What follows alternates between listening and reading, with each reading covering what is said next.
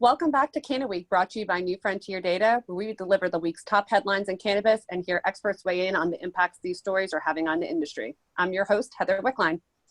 Our first guest has been involved with Manifest 7 since 2014. He has been instrumental raising capital and has overseen a successful strategy to streamline operations and build its omni-channel platform to the point where the company now has conditional approval to list on the Canadian Securities Exchange. Please welcome President of Manifest 7, Mr. Urban Smedeby. Did I say it right? That's close enough, Heather. Thank you. Thank you so much for joining us. Thank you for having me. Our next guest is a visionary thought leader in the tech space. He is very well known for his accomplishments in marketing technology. He created the first market mobile banking app back in 1998. And he has served as COO here at New Frontier Data for the past 3.5 years. Please welcome Mr. Gary Allen. Thank you, Heather, for having me. And Urban, good to see you again, sir. Good to see you too, Gary. It's been too long. Way too long. Well, before we dive in, Urban, do you mind just giving our listeners who aren't familiar with Manifest 7 a quick rundown of who you are, what you do?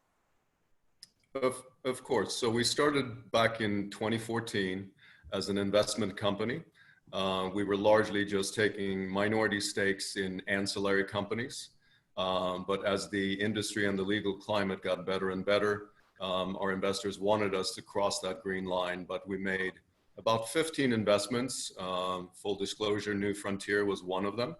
We were on the seed round on New Frontier, but we'd also took positions in Willie's Reserve, Meadow, a few other companies that all have done pretty well.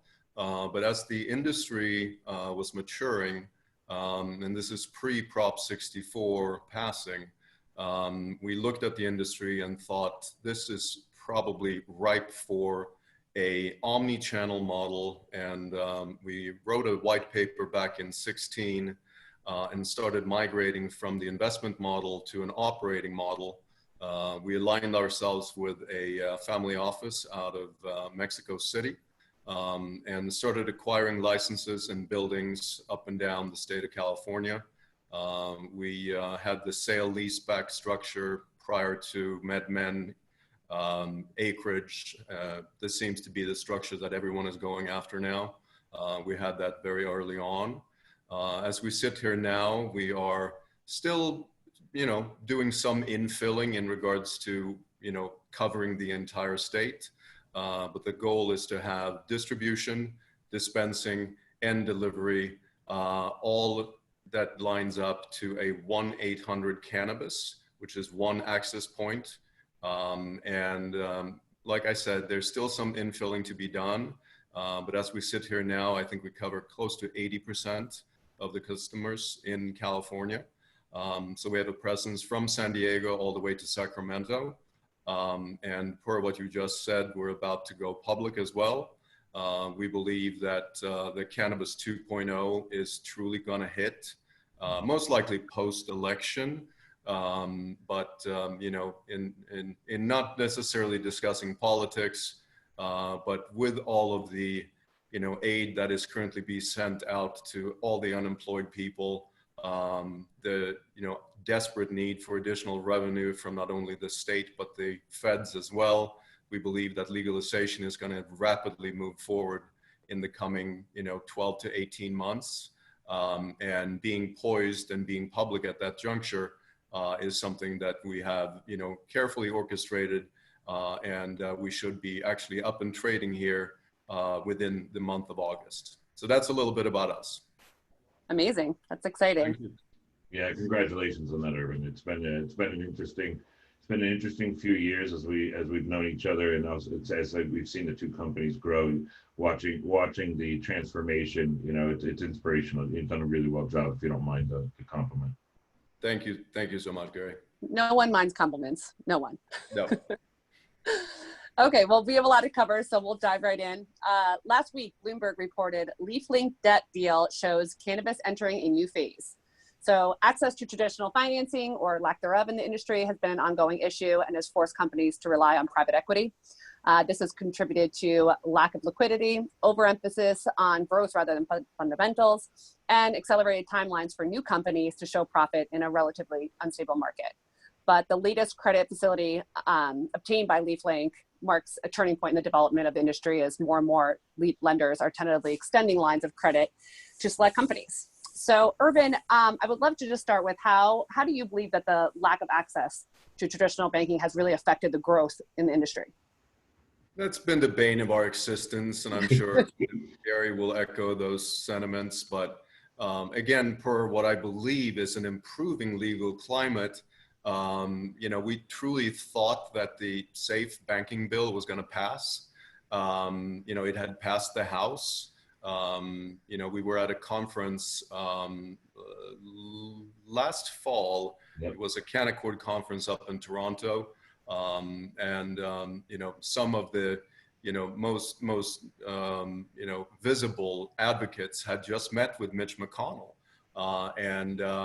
It was moving towards, I don't know necessarily if it would have passed the Senate, but all indications were, and this is right leading up to the impeachment effort. So just about everything else died. Then subsequently, obviously, we had COVID. And now we're sitting here today, but I do believe that there's going to be, improvements in the legal climate. How rapidly that will actually be instituted, I cannot speak to, but banking has been and still continues to be, again, one of our biggest issues that we're still contending with on a daily basis. So Gary, I don't know what your views are on that.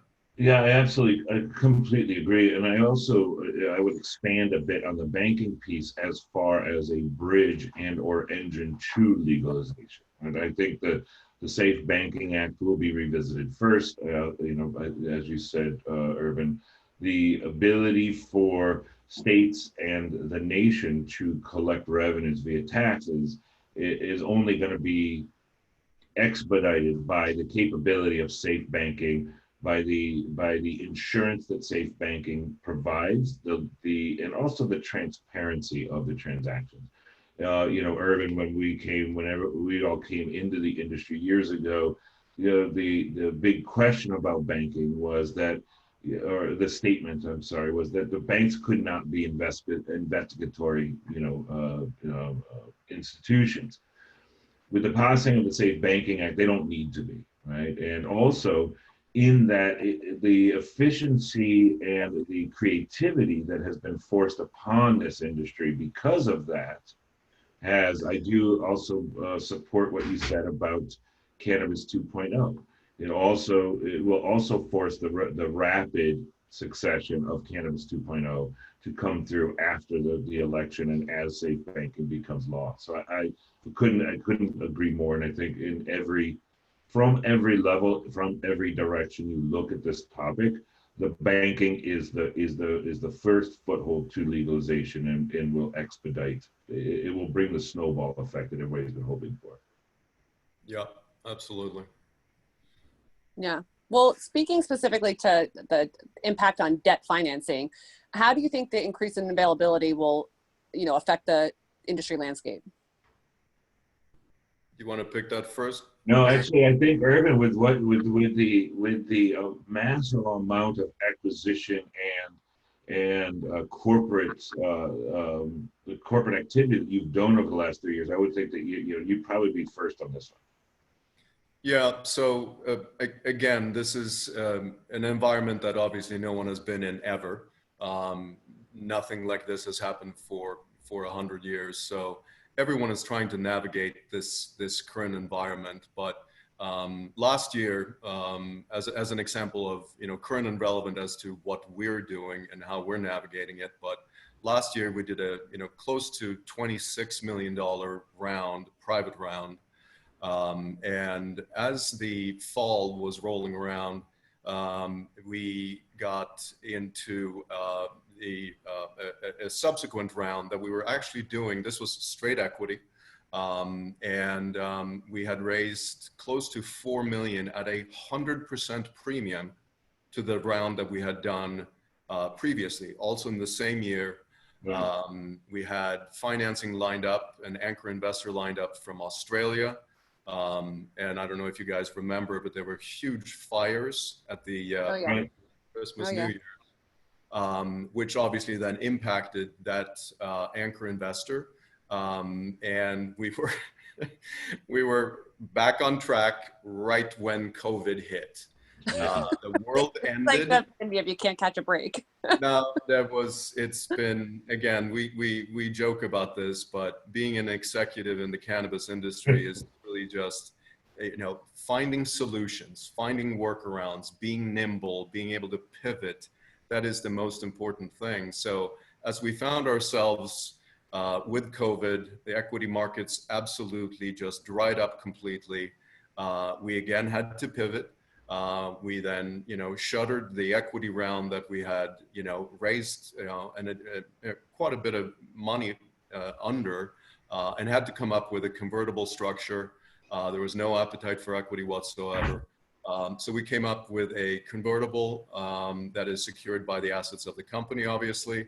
It's a coupon that is still, aggressive compared to, traditional, and this kind of goes to the overall climate and the ability of being able to secure debt financings. But, I don't know how much you guys follow our peers. I'm not going to name any names, but, a very large company did a 60% load on a debt piece, which again, that's as usurious as it possibly gets. So the ability to open up banking in more traditional lines is something that everyone is looking for. But keep in mind, at the end of the day, you still need some security for that lender to feel comfortable with what you're doing.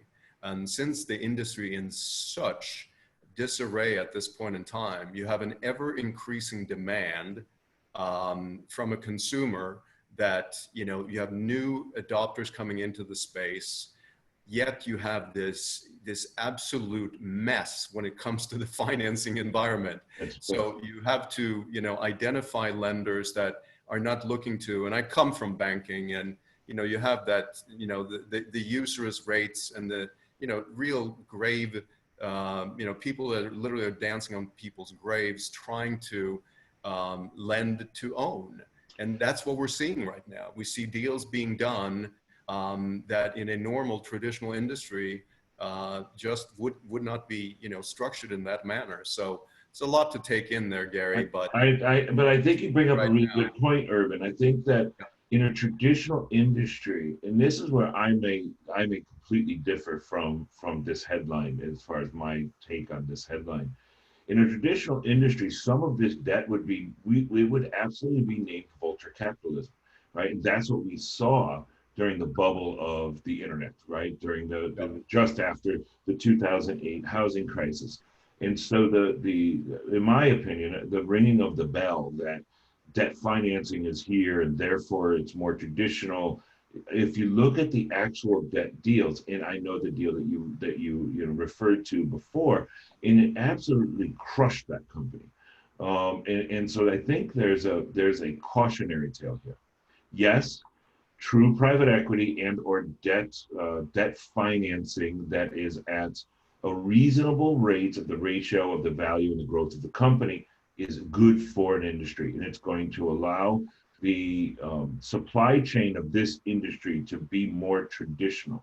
I don't believe this particular deal is an example of that. And so I think that we really have to be careful as executives in an industry that we have had to bob and weave and really understand, really get above the noise in order to succeed, even as far as we have just the last 5 or 6 months.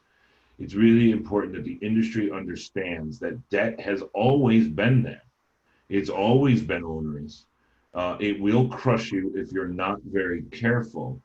And this doesn't mean that there's a capital rush on the way. It does mean, though, that there are more players in the market, and therefore the buyer has to be more aware than ever before.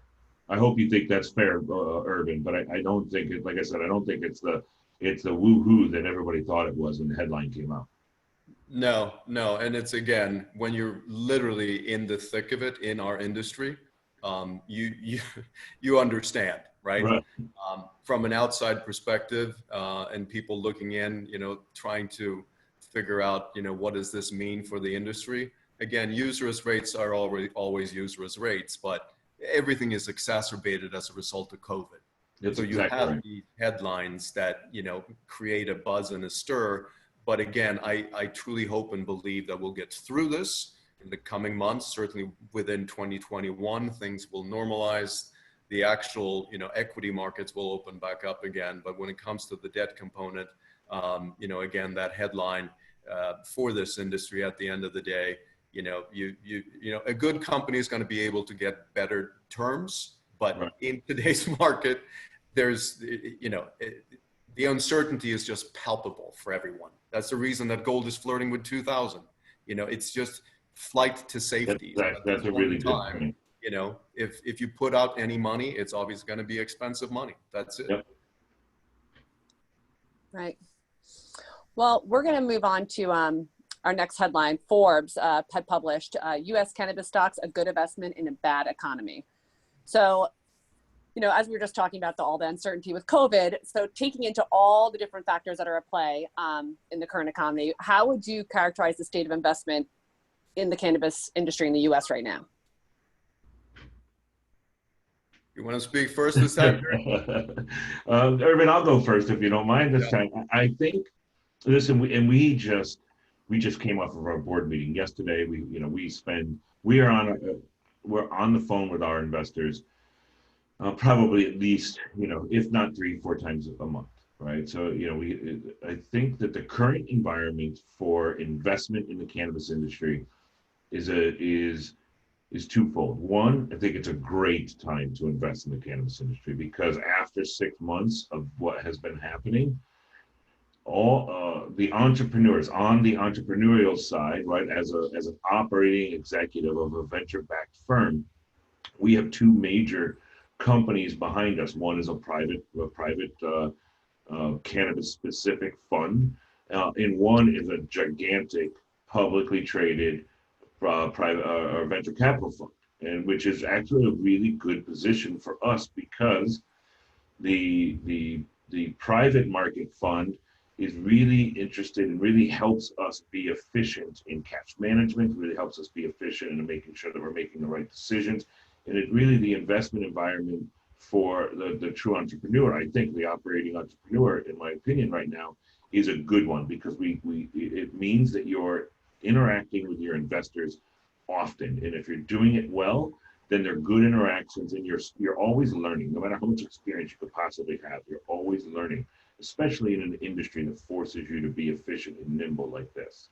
And then the public, and I think the public part, the public enterprise that invests in us really helps us maintain and increase the sophistication in how we look at our modeling, our cost of, the headcount cost and the resource cost of the company itself, and every dollar in to every dollar out, and being able to track that. And so I think that from the original question, if investors are willing to do the work with the companies they invest in, there's a heck of a lot of opportunity out there because everybody's running really lean.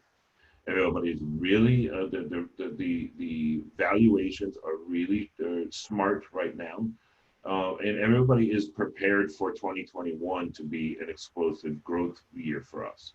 Urban, I think I don't know what you think about that, but yeah, no. Again, this COVID scenario has just shown a spotlight on execution. And unless you have the ability to, again, do workarounds, be nimble, pivot quickly, like everyone else, we had to, tragically lay off people when all of this hit. Vendors weren't paying, bills were not being paid by anyone across the board. A lot of companies are, going out of business as we speak. It's a battle of attrition. So we see this period as if you can survive this. Again, we all know the demand is there, right? But it's navigating these months, and we truly believe, and that Forbes article speaks to that, where our analysis of the way that we're looking at the 2.0 aspects of the industry is, if you look at what happened with the pets.com, right? The insane valuations, the subsequent crash, that was still where Amazon, PayPal, subsequently Google, Facebook, on and on and on. This is the inflection point, we believe, also then coupled with the legal climate being, I mean, not only in the North American realm, but on a global basis. I mean, I don't know how much you're following what's happening with the United Nations and the Yeah. WHO voting on most likely not removing it, but descheduling or rescheduling the plant, and ironically taking data from North America. That's So we correct, believe right. that Europe is going to be opening up, but that also will cause additional investors to most likely feel more comfortable of coming in. So you have more buyers than sellers, stocks go up, right? But ultimately the companies that are surviving this and are now have all sharpened their pencils towards getting to profitability, including ourselves. We're about a month and a half from profitability, or at least at a break even. Certainly by year end, we will be at a profitable level. That shows the quality of that 2.0 cycle. You're going to have more buyers coming in. And I truly believe, per what you said, 2021 will be a real uplift for the cannabis stocks again, with real companies, with real fundamentals. Yeah, and I think just to continue on that for a second, I also think, and I think the analogy of the apartments.com or pets.com was a really good analogy, because if you remember back then when Facebook came out, when Google, subsequently Google came out, the investment level actually increased by tenfold, right? There were 1,000 companies back then, all raising $10 million a piece, but now you had one company raising $1 billion, right? And I think what we're also in the background, one of the reasons Forbes wrote that article, you know, if I don't know if anybody's watched the stock market, the cannabis specific stock market over the last few days, but it's been pretty volatile because there's a lot of rumor about big names who are finally, you know, they're finally scratching, they're cutting the checks and getting ready to dust off their playbooks and bring them into the industry. And so I do think that we have the capability of coming out of this and making that statement true. I don't think that it's necessarily true today, but it's absolutely true, I think, for the investor, for the public market investor that's looking over the next couple of years. Yep, it's a good entry point. Right. That's been kind of an underlying theme with pretty much everyone we've interviewed the past couple of weeks, is just everybody's in survival mode. It's just trying to get through this patch.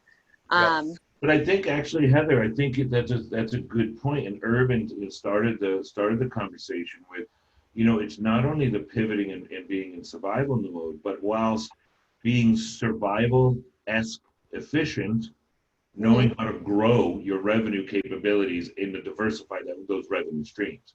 So it's not only being, you know, survival of your resource pool and your cash, but you still need to show the capability of growing the industry, growing your company in this environment. Right. Yep. And if you're stuck home with 2 little kids, you have to be even more efficient. Yeah. With time. Yes.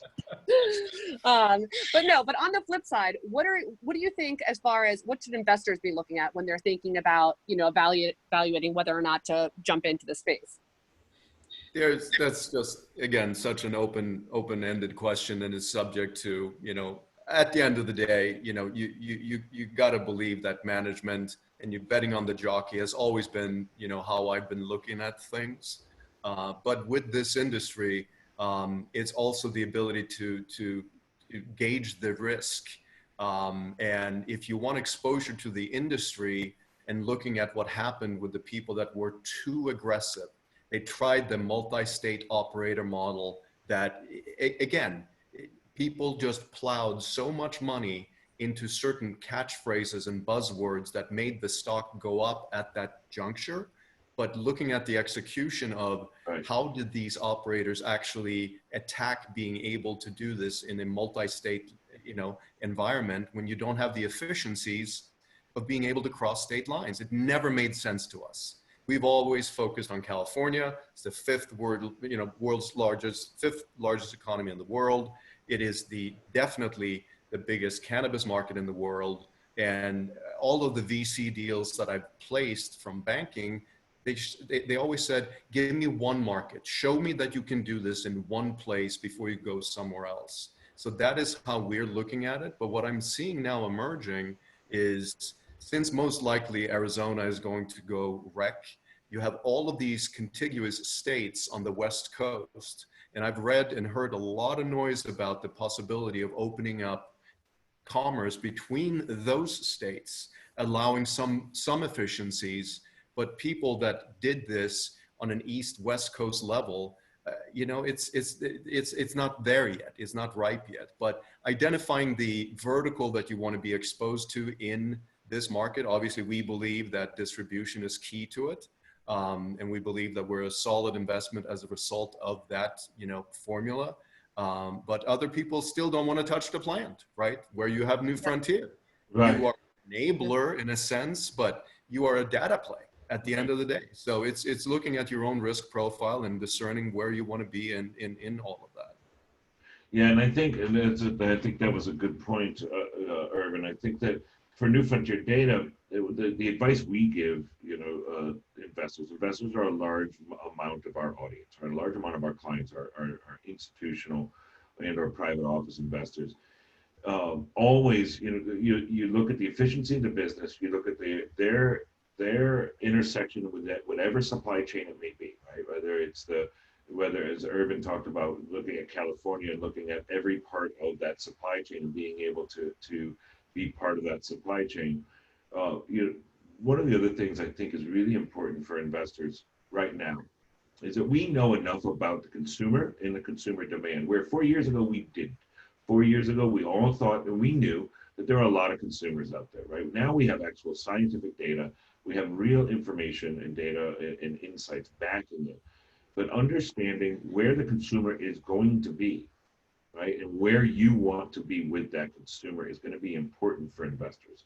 As far as the risk threshold, I think some of the skittishness of touching the plant or not touching that plant has eroded a bit. But I still think there's a huge institutional reluctance to do anything that's federally illegal. And so, the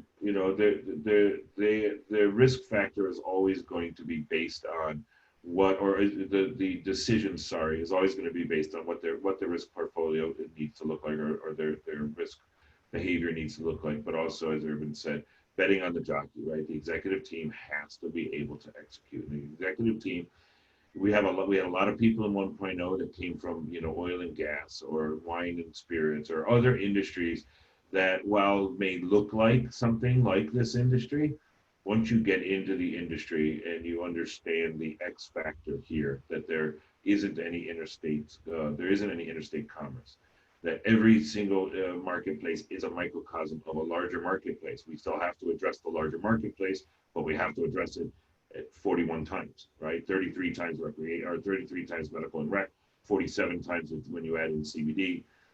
All of those things cause inefficiency, and all of those things cause a number of things to work in order for it to work. And that's where that risk piece really comes in.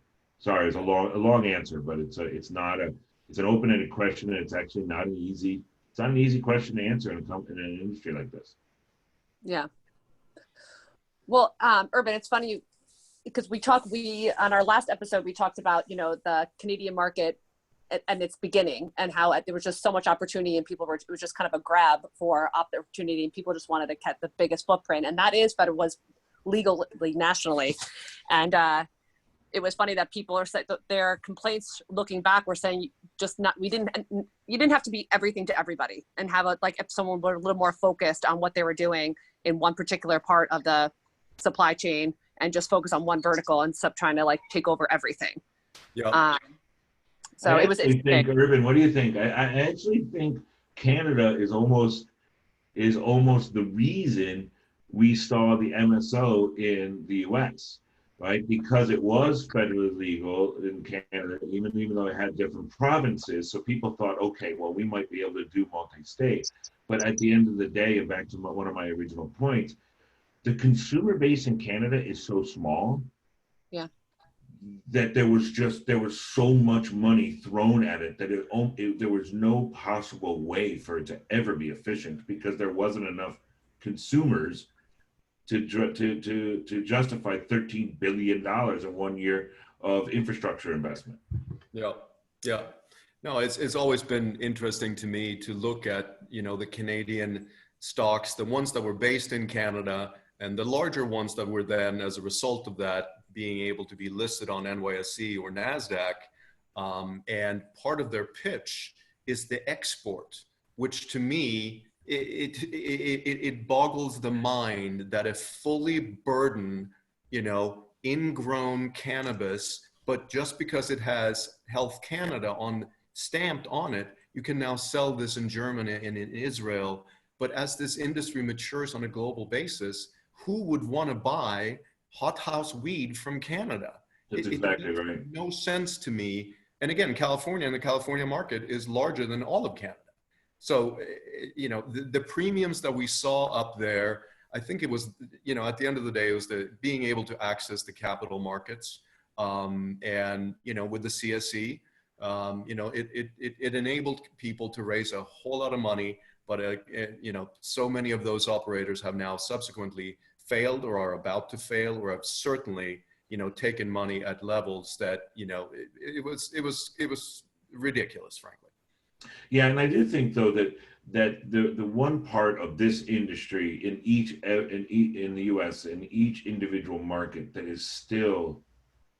that creates almost the opportunity, Urban, that you were really capitalizing on, is that the investors really haven't invested in the actual infrastructure of the supply chain. They've gotten each individual piece, right? Or you may have a couple of vertically integrated, and they think that for their particular supply chain, that works. But as a market, right, even in California, the ability to exchange and to do intercompany commerce with different parts of the supply chain, it's just outrageously difficult. And investors in the regulatory bodies really need to look at how to make that, California's a great example of how to make that one market, which is the biggest market. Let's make that one market really hyper efficient, yeah, right? and hyper profitable and hyper consumer focused. And then Colorado can go back and retrofit, and Nevada can go back and retrofit, and Oregon can do the same. Maybe by then the federal government will understand that there is money to be made here, and that there's a legal way to do this without being an advocate of drug use, and the worry that the House and our House of Representatives have. But anyway, that's something that the investors really need to be looking at. Yep. Right. Well, we're almost out of time, so I want to wrap it with one last question for you both, and I'll start with Urban. What do you anticipate to be one of the biggest, I guess, changes in the industry moving into Cannabis 2.0? One of the biggest changes? Or I guess one of the biggest changes as we transition into 2.0. I think, again, the companies that survive this, the ones that we can truly call the 2.0 companies, are all, again, it's going to come down to execution. You're going to have to adhere to your business plan and so on and so forth. But the ones that have grown up now through this COVID period are going to be companies that, you can actually evaluate similarly to other industries and other companies. I think we're through the irrational exuberance part of it. Investors no longer buy into those crazy valuations. So I see the maturity of the market finally getting there, but we're all still going to be subject to, the legal climate, not only in the individual states, but obviously on the federal level. But that's where I see additional buyers coming into the space, because I think that there's going to be such an enormous amount of news flow towards companies that are now actually executing, showing real EBITDA, showing the ability to have survived this period. You can basically tackle anything, right? Even the BCC. It's something that you end up, growing up very, very quickly during this period. So I think obviously that the election is going to be, a huge, huge catalyst. I think post-election, this is going to be, it's going to be a screaming market. It's going to go straight up. Gary, what do you think? I couldn't agree more. We're not a political talk show, but the political environment in the United States has provided so much confusion. And then when you add that to the equity market shutting down last year, as Urban spoke about, and the COVID-19 pandemic this year, the capabilities of companies to navigate this it's going to be the badge of honor that 2000 was for those of us that were in the internet. And so if you get through it, you know what, you're going to be smart enough that you don't need to write your own ticket, because you're going to have already done it, and you're going to have done it with blood, sweat, and tears.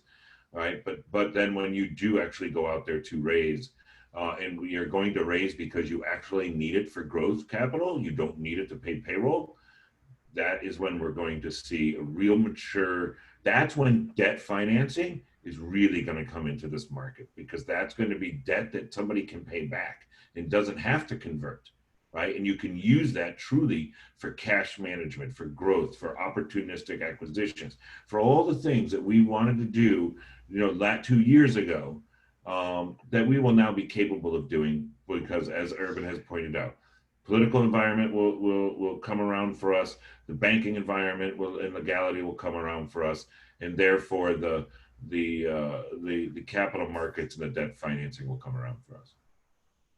Agreed. Awesome. Well, cool. Well, we're going to leave it there today. Thank you guys so much for joining us. And thank you to our listeners for joining us at CannaWeek. Please be sure to like and subscribe to the podcast. You can find these news stories and more on New Frontier Data's Cannabis Insights Daily. I'm your host, Heather Wickline, and I'll see you next time.